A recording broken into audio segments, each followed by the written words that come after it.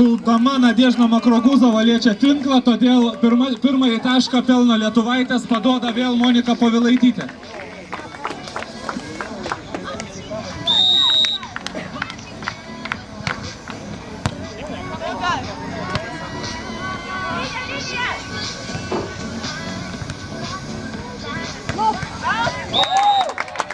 Dar vienas tikslus lietuvaičių smūgis, jos pirmauja 2-0.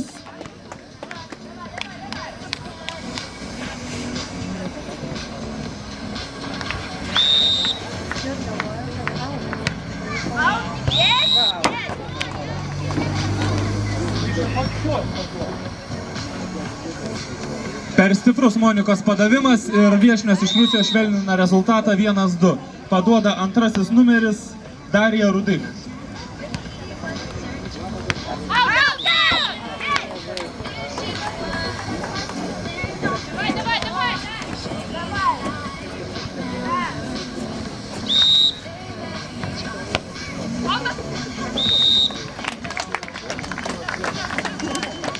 Persistengė Rusaitės, turbūt rungtynių svarba daro savo, žaidėjos dar labai jaunot, paduoda pirmasis numeris Ieva Dumbauskaitė. Taip pat autas, rezultatas tampa lygus 3-3, po šio taško komandos keisis aikštelės pusėmis.